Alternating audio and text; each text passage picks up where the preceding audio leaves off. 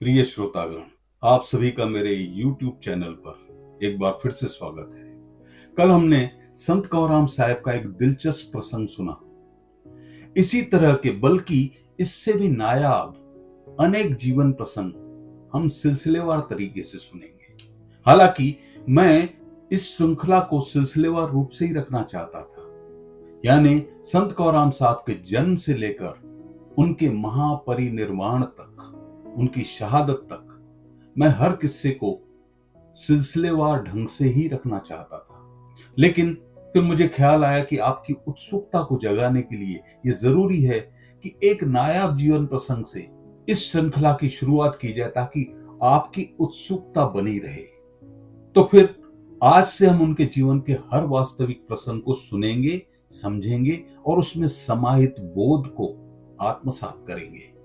दोस्तों, जीवन की यात्रा का आरंभ होता है जन्म से, लेकिन यहां मैंने इस जीवन प्रसंग को शीर्षक दिया है अवतरित हुए कंवर, क्योंकि उनके जन्म के साथ ही एक महान संत की करामात जुड़ी हुई है। सिंध में स्थित पूज्य रहड़की साहेब के महान संत साईं खोताराम साहेब, जो कि एक वैरंगिक संत थे। वैरंगिक यानी गृहस्थ रहकर उदासी, यानी एक तरफ परिवार का पालन पोषण करने के लिए मेहनत की कमाई करना, व्यापार करना, रोजगार करना और आध्यात्मिक अलग जगाना। अब साईं खोताराम साहब ने अपने परिवार की आजीविका के लिए जरवार नाम के ग्राम में आकर अपनी एक दुकान खोली।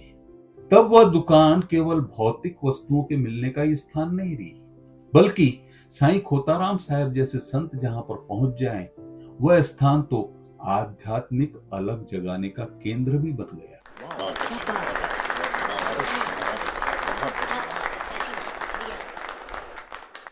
दुकान तो व्यापार के लिए थी, लेकिन वह व्यापार के साथ साथ सुबह शाम नियमित रूप से आध्यात्मिक रुचि रखने वाले सज्जनों का भी मिलन हुआ करता था।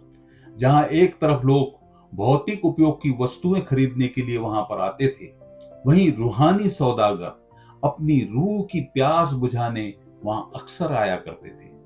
इसी जरवार गांव में ताराचंद तीरथबाई नामक एक निह संतान दंपत्ति रहा करते थे। संत खोताराम साहेब की कीर्ति सुनकर संतान की लालसा में व्याकुल माता तीरथबाई की आस जगी।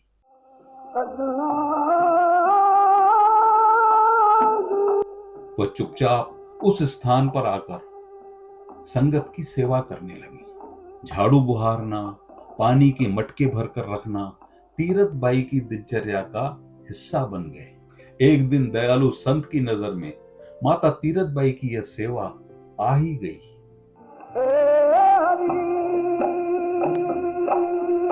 उस समय जब माता तीरथबाई चौपाल की साफ सफाई में व्यस्त थी, तब साईं खोताराम साहब ने पास आकर कोमल स्वर में पूछ ही लिया, बिटिया, यह सब करने के लिए तुझसे किसने कहा है? तीरथबाई ने सकुचाते हुए नजरें झुकाकर कहा, साईं जी, कहा तो किसी ने भी नहीं, बस आपका बड़ा नाम सुना था। आप हमारे गांव में पधारे हैं तो मैंने सोचा कि मैं भी कुछ सेवा करके पुण्य कमा लूं। वैसे भी घर में कुछ ज्यादा काम तो रहता नहीं है। इसी बहाने कभी कभी आपके सत्संग को सुनने का भी मौका नसीब हो जाता है। साईं खोताराम ने उसकी इस बात को सुनते ही बड़े प्रसन्न भाव से कहा, यह तो एक भली भावना है बिटिया, पर कहीं मन में कोई मुराद तो नहीं जो तुम्हें यहां लेकर आई हो? तीरथबाई स्त्री सुलभ लज्जा से नजरें झुकाकर जमीन कुरेदते हुए बोली, साईं जी, ऐसे खुशनसीब लोगों में मेरी गिनती कहां जिनके मन में कोई मुराद न हो। साईं जी बस संतान सुख को तरस गई हूं। सोचा शायद आपकी कृपा से मेरी सूनी गोद भी हरी हो जाए। साईं खोताराम साहब कोमल भाव से बोले, क्यों नहीं बिटिया, प्रभु के दर पर की गई कोई भी सेवा अकारक नहीं जाती। प्रेम की मुलायम मिट्टी में जहां सेवा भाव का ऐसा झरना बहता हो, ऐसी उपजाऊ जमीन बंजर नहीं हो सकती। वहां पर फूल तो खिलने ही चाहिए, गुलशन भी महकना चाहिए। क्या बात है, शानदार। परंतु बिटिया, करण करावनहार तो वो प्रभु है। हम तो केवल अरदास कर सकते हैं। और हां, आज हम अपनी बिटिया के लिए वो अरदास जरूर करेंगे।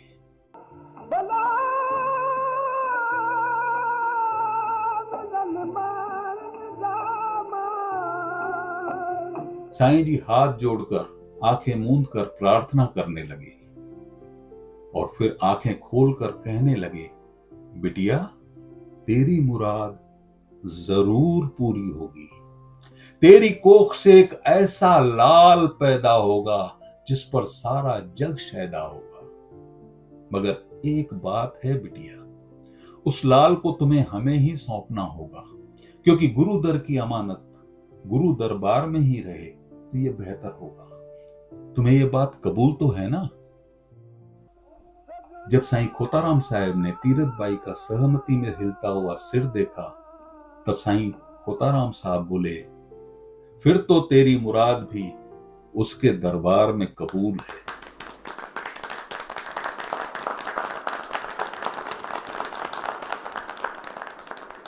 साईं खोताराम के आशीर्वाद से दिनांक 13 अप्रैल 1885 के दिन जरवार की उस बंजर भूमि में कमल का एक ऐसा फूल खिला जिसकी सुगंध से आगे चलकर सारा संसार सुवासित हुआ।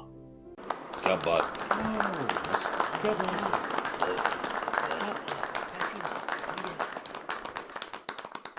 इस बीच साईं खोताराम साहब अपनी जरवार की दुकान को बंद करके वापस रेहड़की लौट चुके थे। नामकरण हेतु आमंत्रण मिलने पर साईं एक महीने बाद ही जरवार आ सके तथा उस तेजस्वी बालक को जब उन्होंने अपनी गोद में लिया तो साईं के मुख से पहला शब्द निकला, अद्भुत। साईं ने आंखें मूंद कर प्रभु स्मरण किया और कहने लगे, तेरे खेल निराले है प्रभु। मैंने जितना सोचा था यह तो उससे भी बहुत आगे है। कितना नादान था मैं। हाँ? राम की महिमा अनंत है, मैं ही बूझ नहीं पाया। न जाने वो कौन सी शुभ घड़ी थी जब मैंने इस बिटिया के लिए संतान सुख की अरदास की थी। तब तो मैंने केवल एक प्रेम के बीज से एक सेवा के फल की ही मन्नत मांगी थी। इस फल में कितने बीज छुपे हैं और इन बीजों में कितने फल होंगे, यह तो मैंने सोचा ही नहीं था। फिर वो तीरथ बाई की तरफ देखकर बोले, बिटिया, यह बालक फकत तेरे लिए नहीं है। यह बालक एक परिवार, एक जमात या फकत एक पंथ के लिए नहीं है। यह वो रूहानी हस्ती है जो सारी इंसानी जमात के लिए अलख जगाने आई है।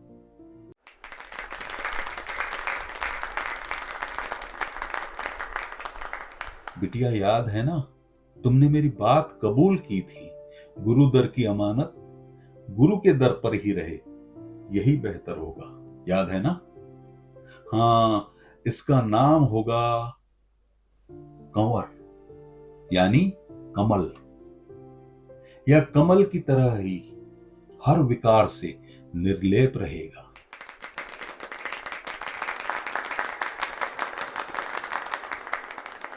भाई ताराचंद, पहली औलाद के साथ ही माता पिता भी पैदा होते हैं।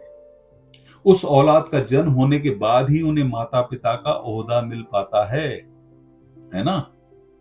तो भाई, माता पिता होने की लख लख बधाइयां। यह बालक कंवर तो अपने माता पिता के साथ ही अपने सद्गुरुओं के ओहदे को भी ऊंचा उठाएगा।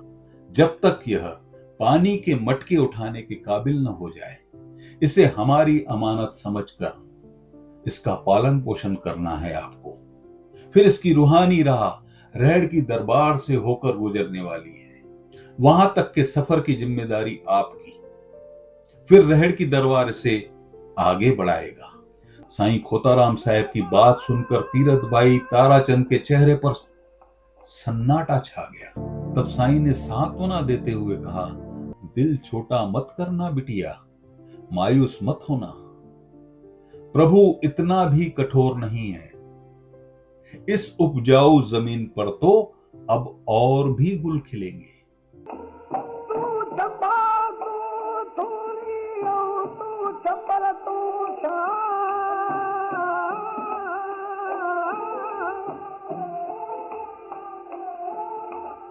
संत का जरवार में दुकान खोलना, माता तीरथबाई की सेवा देखकर वरदान देना और फिर दुकान को हमेशा के लिए बंद करके वापस लौट जाना, यह एक अबूझ पहेली है।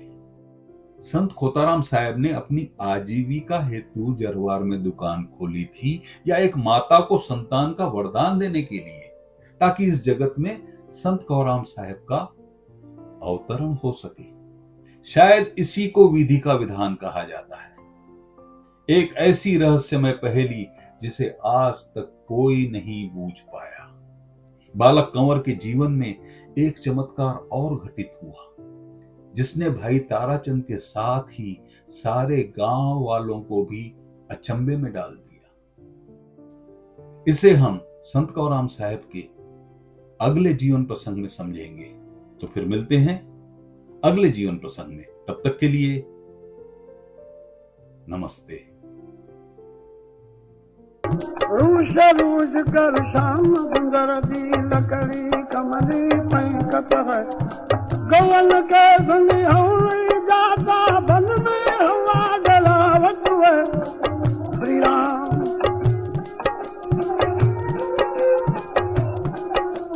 मैया गोगलिया कन्हैया हरकत तुम लगावत है।